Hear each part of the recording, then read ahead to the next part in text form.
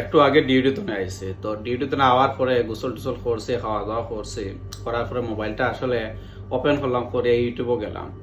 এখন ইউটিউবে গিয়া ভাবলাম হয়তো ইরানের কিছু নিউজ টিউজ দেখবো এবং আরো অন্যান্য যে সমস্যা আছে এই সমস্যার কি সমাধান হইলো এই বিষয়ে আসলে নিউজ টিউজ দেখা লাগে ইউটিউবে গিয়া ঢুকছি। ভাই ইউটিউবে ঢুকার পরে গিয়া দেখি রিয়ামণি এবং হিরো আলম তারা আসলে লাগছে মায়ের।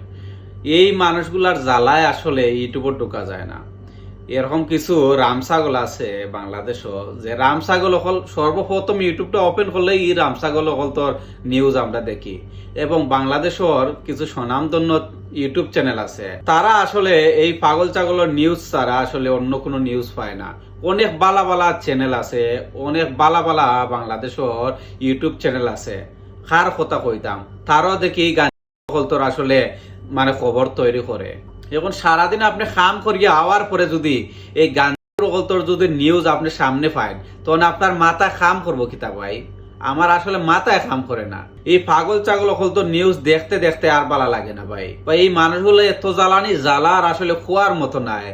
সারা দিনে আইয়া ঢুকছি, ফোনটা ওপেন করিয়া মাত্র ইউটিউবে গিয়া ঢুকছি, ঢুকার পরে তোর আসলে নিউজ আইয়া সামনে পড়ে।